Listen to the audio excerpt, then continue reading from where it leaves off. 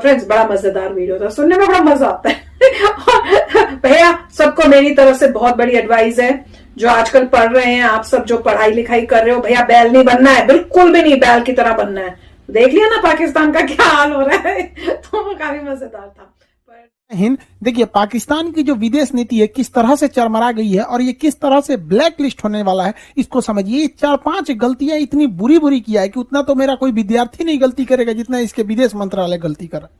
सबसे पहला देखिए सार्क जो है ये 8 देशों का संगठन है। पूरा नाम होता है South Asian Association for Regional Cooperation. इसमें 8 देश आते हैं, मालदीव, श्रीलंका, भारत, पाकिस्तान, अफगानिस्तान, नेपाल, भूटान, बांग्लादेश। यही है सार्क जो देश देख रहे हैं यही पहले अखंड भारत था, इसी से टूट के इतने बने हैं लोग। तो सार्क देश है। सार्क देश में सबसे पावरफुल जो देश है वो है आपका भारत है। लेकिन सार्क देश आपस में मिलकर कई सारे व्यापार करते हैं, जिससे कि हम लोग आपस में छूट देते हैं कि हाँ हम आपके सामान को लेंगे तो टैक्स कम लेंगे। पाकिस्तान की चरमराती अर्थव्यवस्था को देखते हुए वहां के विदेश मंत्री शाह महमूद कुरैशी ने सार्क देशों के मेजबानी करने की पेशकश की। भारत ने इसे ठुकरा दिया और कहा कि आतंकवाद के पनाहगार के यहाँ हम मेजबानी नहीं कर सकते। इससे इसको एक व्यापारिक लॉस हुआ है। ये बड़बोला है, कुछ भी बोल देता है, इसको कोई ठीक ठाक नहीं रहता है। अभी इसने क्या किया देखिए, ये लोग इतने बदतमीज टाइप के लोग होते हैं। आप इसकी देखिए, इनका संस्कार सीखिए। बताइए, ये सऊदी अरब के राजा से बात कर रहे हैं इस तरह से पैर सामने रख के। बताइए ये संस्कार होता है यहाँ पर? क्या कीजिएगा, स्कूल कॉलेज कभी जाएंगे सब, नहीं तो क्या होगा। देखिए यहाँ पर ये कुर्ता पजामा पहना है, इसके सामने जूता रख दिया। ये राजा है और सऊदी अरब के कल्चर में जूता को बहुत बुरा माना जाता, बहुत बवाल हुआ था। इन लोग का ये कल्चर से मजबूर है। यहाँ देखिए, यहाँ आदमी बैठा है, इधर जूता करके बैठा हुआ है। और यही नहीं, ये महिला लोग का भी बहुत इज्जत करते हैं। देखिए ये जूता है, यहाँ पे महिला बैठी है। बताइए इस तरह का ये लोग के पास संस्कार होता है। ठीक हुआ कि कुर्ता पजामा पहना था, लुंगी पहना रहता तो ससुरा वैसे ही बैठता है यहाँ पर। इन लोग संस्कार विहीन है लोग, इन लोग से आप क्या उम्मीद कर सकते हैं।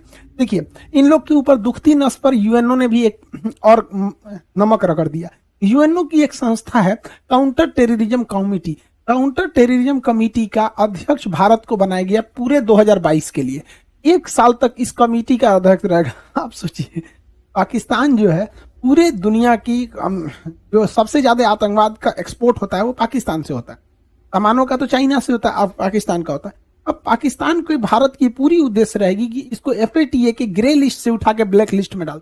भारत इसमें कामयाब भी हो गया रहता, लेकिन तुर्की जो है ये अर्दोगान ये अपने को फरिश्ता समझता है, ये अकलूल करता है, तुर्की की अर्थव्यवस्था को बर्बाद कर दिया। ये पाकिस्तान को बचा लेता था, अब की बार यही ग्रे लिस्ट में चला गया। तो अब मेरे चाचा को कोई नहीं बचा पाएगा, बेचारा चाचा गया मेरा ये ब्लैक लिस्ट में। और FATA कितना खतरनाक चीज है, बस इतना समझिए कि 1 महीना हुआ है तुर्की को FATA में ग्रे लिस्ट में आने।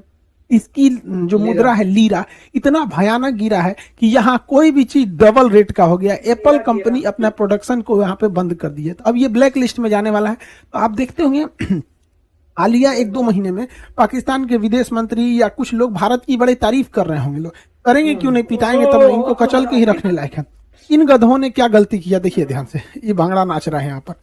इस्लामिक ऑर्गेनाइजेशन के देशों में जाके कहता है कि भारत में 370 जो हटा दिया गलत हुआ है, वहां के लोगों पे अत्याचार हो गया, वापस से 370 आना चाहिए। बताइए इस भांगड़ा नाच वाले को कोई बताएगा कि 370 कभी भी अब वापस नहीं आ सकता है। सबसे बेस्ट डिसीजन था अब तक का मोदी जी का, जितने डिसीजन थे उसमें 370 को हटाने का।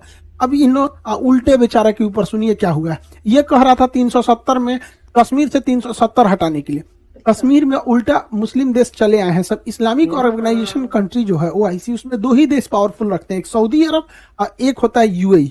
UAE की कंपनी है इमार ग्रुप। इमार ग्रुप UAE में सबसे बड़े बड़े बिल्डिंग प्रोजेक्ट बनाए हैं। बुर्ज खलीफा दुनिया की सबसे ऊंची वर्तमान में जो बिल्डिंग है, इसको इमार ग्रुप ने ही बनाया है, ये UAE की कंपनी है। इमार ग्रुप अब कश्मीर में एंट्री कर दी है। इमार ग्रुप के आने से कश्मीर में उन लोगों ने अनाउंस किया है कि श्रीनगर में 5 लाख स्क्वायर फीट का ये मॉल बनाएंगे। इतना बड़ा मॉल भारत में केवल 5 ठो है, जिसमें एक ठो अब जम्मू कश्मीर में हो जाएगा, श्रीनगर में। इतना जबरदस्त ये लोग मॉल बनाएंगे। इस मॉल के बनने से अगर बताइए कश्मीर के इशू लेके अगर ये अरब देशों में जाएगा कि कश्मीर में समस्या है, ये है वो है, तो भारत कह देगा ना कि चलिए मुस्लिम देश जो है ना, इस्लामिक और ऑर्गेनाइजेशन कंट्री जो है OIC के देश में, बताइए वहीं की कंपनी है इमार ग्रुप, इन्हीं से पूछ लिए कोई प्रॉब्लम है। अभी कश्मीर में 6 लाख पर्यटक गए हैं सब। 370 के हटने के बाद। हालांकि ये बहुत बड़ा आंकड़ा नहीं है, कश्मीर में ये करोड़ में जाने चाहिए पर्यटक। ये कश्मीर के लोगों का दुर्भाग्य है कि आतंकवादियों की वजह से उन बेचारों का बिजनेस बर्बाद होता है। आप देखिएगा, कोटा में चले जाइए, वहां के लोग देखिए स्टूडेंट से उनकी आमदनी होती है। दिल्ली में जाइए मुखर्जी नगर, स्टूडेंट से। पटना आके देखिए, स्टूडेंट से ही चाय की दुकान, सब्जी की, जिधर जिधर स्टूडेंट रहते हैं या जहां पर्यटक रहते हैं, पर्यटकों की वजह से लाखों की कमाई हो जाती है। आप देहरादून जाके देखिएगा, कोई होटल खाली नहीं रहेगा। लोग शिमला में देखिए, तो श्रीनगर में आतंकवाद की वजह से वहां के लोगों का इनकम कम हो रहा था। तो अभी 6 लाख वहां पर टूरिस्ट घूमने गए थे और 18,000 करोड़ रुपए का इन्वेस्टमेंट हुआ है। सोचिए ये कश्मीर के लोगों के लिए कितना अच्छा बात है। हर भारतीय चाहता है कि वो लोग भी हमारे से कदम से कदम मिला के चले।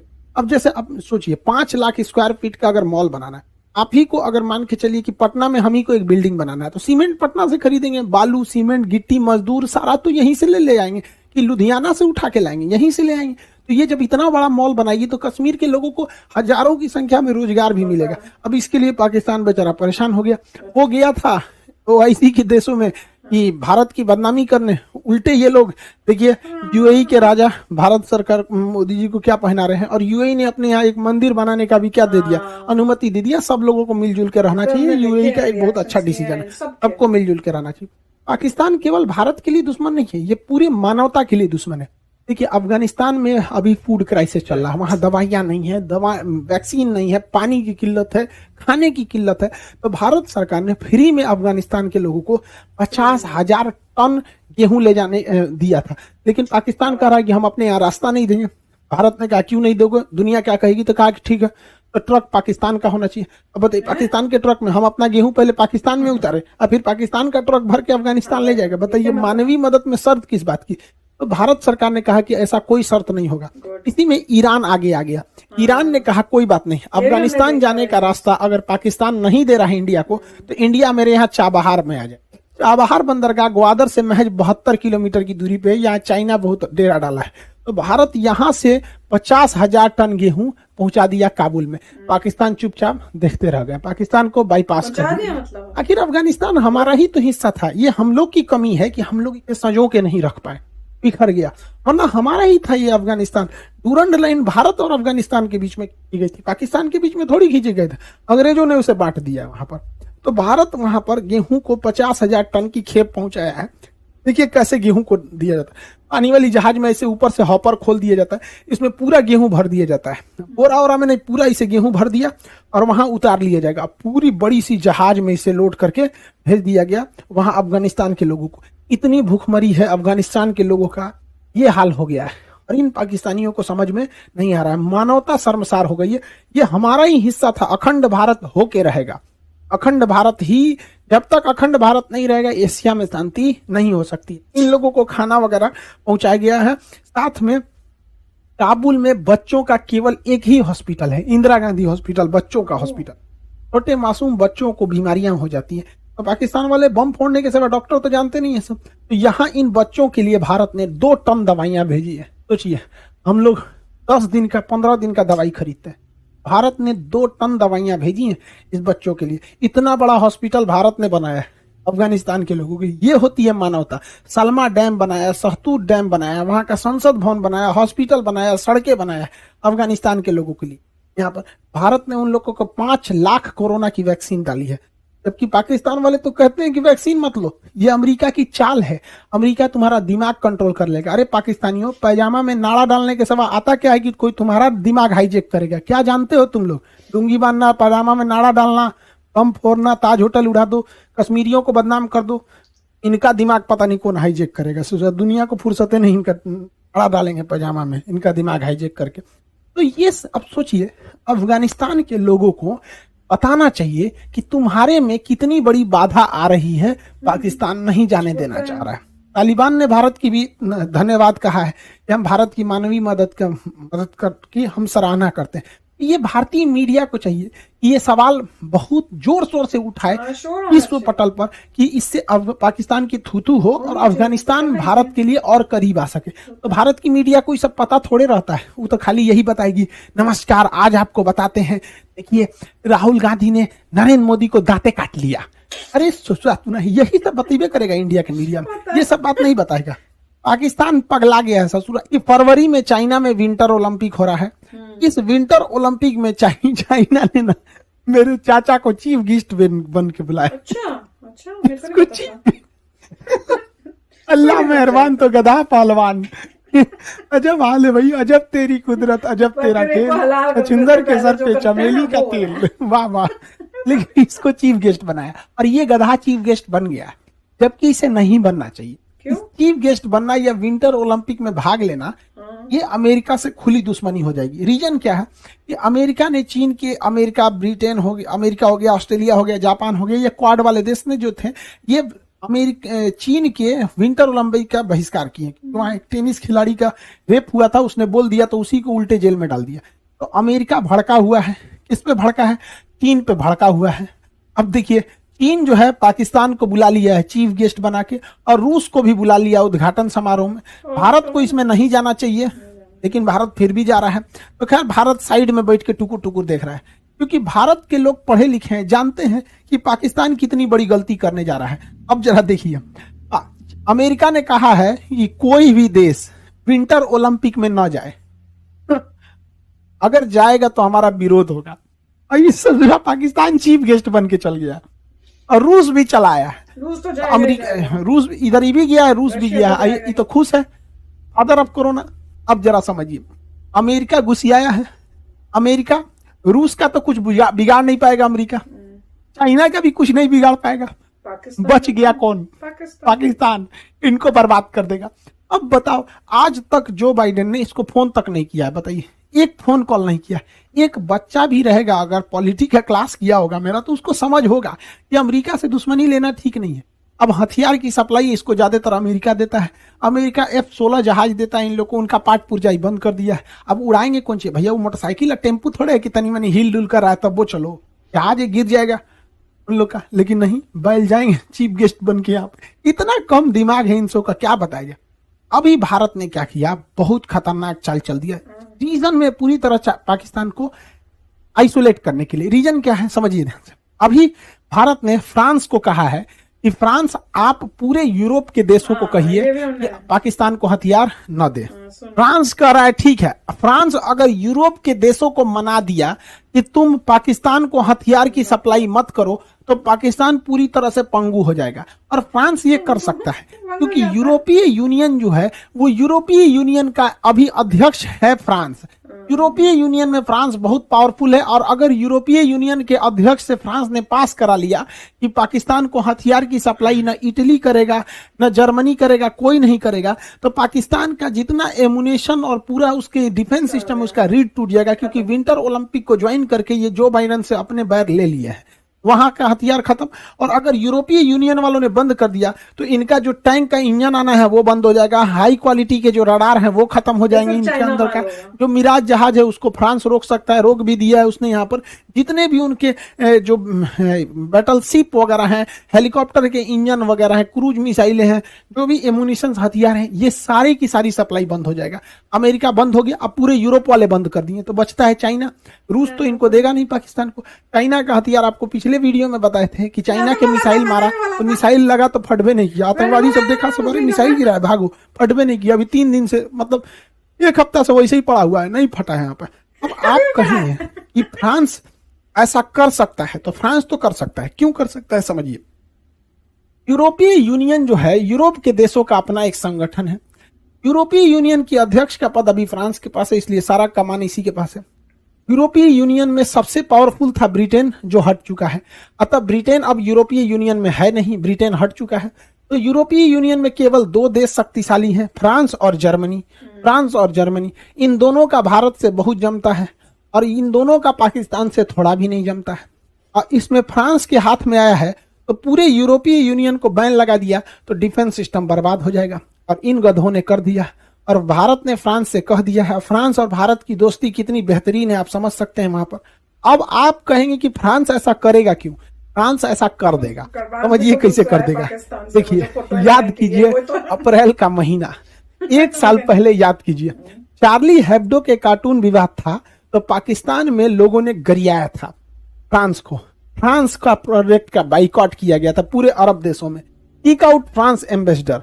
इन्होंने अपने संसद से पाकिस्तान वालों ने पारित करा दिया कि फ्रांस के राजदूत को बाहर निकालो। बाद में पता चला कि पाकिस्तान में फ्रांस का कोई राजदूत नहीं रहता है। इस तरह से फ्रांस के राजदूत का, राष्ट्रपति का पुतला जलाया इन लोगों ने, चप्पल से रौंद दिया फ्रांस के राष्ट्रपति को।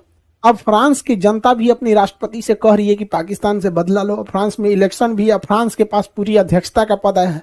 अब ये इन लोग को छोड़ेगा नहीं।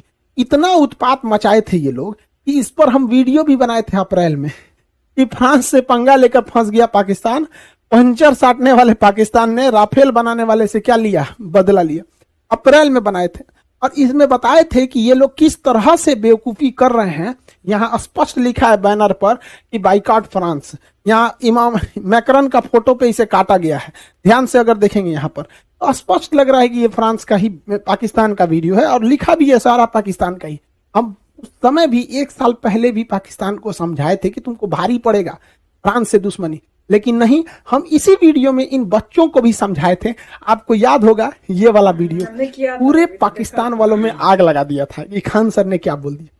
ये आप देखेंगे, प्रूफ के लिए हम यहाँ रखे भी हैं। ललन टॉप का स्क्रीनशॉट है। इस पे एक पाकिस्तानी ने ना ट्वीट किया था, वकील सिवान खान के नाम पर खुद को मुसलमान साबित करने वाले अमित सिंह पर कार्रवाई होनी चाहिए। अरे भैया, हमारा पे कौन सी कार्रवाई करेगा? जज 4 जूता दे के भगाएगा। पूछेगा ना जज कि भैया ये पाकिस्तान का वीडियो है, स्पष्ट रूप से देख लो, यहाँ लिखा हुआ है कि फ्रांस के राजदूत को बाहर निकालना है। तो हम, अब बताइए, अगर लोग ये कहते पाकिस्तान के बारे में बोले तो पाकिस्तान के लोगों को तकलीफ हो तो समझ में आना चाहिए। इंडिया में ट्वीट करके, इंडिया में ट्विटर पे ट्रेंड करा दिया था सब। 22 मई 2021 को देखिए 9 बजे, रिपोर्ट ऑन खान सर। वाह, अलर्ट जारी किया गया था। इसलिए अब बताओ भैया, हम तो बोले थे पाकिस्तान को तकलीफ हुआ किसी और को, अब फिर उन्हीं को बोल दो कि पाकिस्तानी हो तो गुस्सा भी लग जाता है। ये बहुत पुराना, हम 1 साल पहले भी हम समझाए थे इस बात को, वीडियो बना के भी, कि पाकिस्तान गलत कर रहा है। 1 साल पहले नहीं समझ में। अरे शिक्षक बहुत दूरदर्शी होता है। भारत में कहा जाता है शिक्षक कोई साधारण व्यक्ति नहीं, उसके गोद में निर्माण और विनाश दोनों पलता है। मेरे चाचा को क्या समझाए, इस साले को तो शादी ये करने से फुर्सत नहीं है। लेकिन कोई बात नहीं, हमारा जो काम था, हमारा बच्चों को पढ़ाना, हम पढ़ा दिए। लेकिन लोग हमको उल्टा सीधा बोले, कोई बात नहीं, भारत माँ का झंडा हमेशा बुलंद रहेगा, अखंड भारत होगा। जितने भारत के जो पाकिस्तानी कहते हैं सब ना भारत के टुकड़े होंगे, उन ससुरों से एक दिन भारत माँ के शेर का ना गोबर उठवाया जाएगा। तो ये सब क्या समझ आता। अब एजुकेशन की बात करते हैं तो देखिए, चाइना ने एजुकेशन सिस्टम में 2 टीचर पॉलिसी लाया था। हम 2 टीचर पॉलिसी चाइना लाया था। अभी हम क्या किए, अपने एप्लीकेशन पे 3 टीचर पॉलिसी लाए चाइना को कम्पीट करने के लिए। वो एशिया का मरीज से राजा कैसे बना, हम लोग जैसे हम टॉपिक को पढ़ा दिए। अब हमारे बाद एक और टीचर है, उसको याद कराने के लिए, रिवीजन कराने के लिए। अच्छा। 3rd टीचर एक और रहेंगे जो बच्चों से क्वेश्चन करने के लिए। 3 टीचर पॉलिसी लाए हैं। अब वही पहले जैसा है, तो हम लोग को कम्पीट करना है। एशिया का मरीज था चाइना, एजुकेशन में आगे बढ़ गया, और वही एजुकेशन नहीं रहेगा तो इन्हीं सब की तरह बैल हो जाएंगे। हम लोग भी बेवकूफी करने लगेंगे यहाँ पर। तो हम लोग को ऐसा बेवकूफ नहीं बनना है। आई होप आप सब समझ गए होंगे। एप्लीकेशन वाले जितने क्लास है रनिंग है उसको ले लेंगे। अभी नए बैचेज भी बहुत ज्यादा एप्लीकेशन पे है, वहां देखेंगे, मिल जाएगा। आई होप आपको ये टॉपिक समझ में आएगा और समझ सकते हैं कि इंटरनेशनल रिलेशन कितना खतरनाक होता है। एक गलती पाकिस्तान ने किया थे, अभी बहुत भुगतना पड़ेगा फ्रांस के बाद। आई होप आप इसे समझेंगे। मिलेंगे नेक्स्ट क्लास में। जय हिंद। पाकिस्तान का जो गलती मतलब वो अपने ही पैर पे कुल्हाड़ी मार लेते हैं। एक्चुअली अपने आप को ओवर स्मार्ट समझता है। बात ही है। स्मार्टनेस के मामलों में तो जीरो है, लेकिन ओवर स्मार्ट समझते हैं। बहुत सारे मामलों में आप देख लो, सिर्फ इन पॉलिटिकल चीजों में नहीं, वो हमेशा उल्टा पुल्टा बातें करते हैं जो कि मतलब क्या बोले, सेंसिबल टॉपिक ही नहीं है, ऐसा टाइप का। गाइज, आपको यह मैसअप रिएक्शन का वीडियो कैसा लगा? अपने थॉट को नीचे वीडियो के कमेंट में जरूर बताइएगा। वीडियो पसंद आई हो तो वीडियो को लाइक जरूर कर दीजिएगा। चैनल पे नए हैं तो चैनल को सब्सक्राइब जरूर कर लीजिएगा।